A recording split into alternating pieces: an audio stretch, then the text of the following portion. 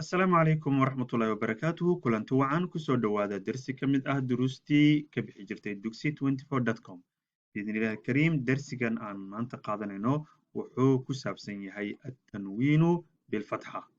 attanwiinu bilfatxa maxaa la yidhaahdaa waxa weeyaan waa nuun reeban oo fatxa ku dheehan tahay waxaa kaloo yidhaha nuunun saakinatun talxaqu aakhira alasmaa'i lafdan laa khatan waa nuun reeban oo magacyada maaragtay gadaal ka haleesha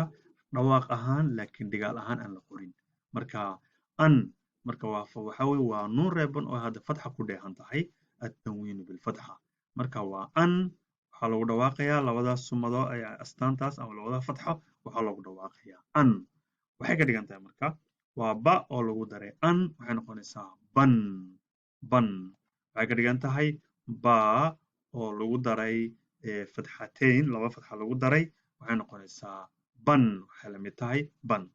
marka insha allahu tacaala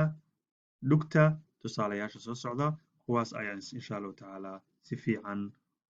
uga dheehan doonaa waxa loo yaqaano attanwiinu bilfatxa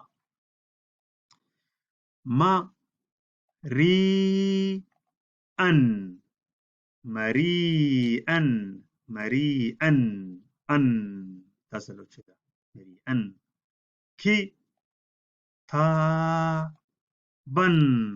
kitaaban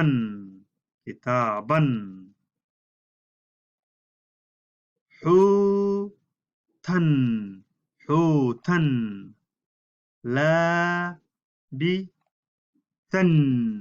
laabisan waxaa loo jeedaa marka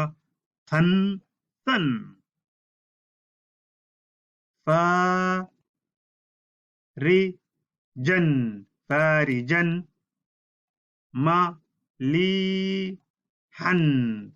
faarijan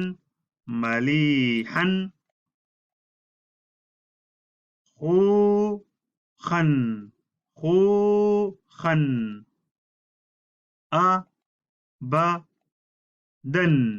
أبدا خوخا أبدا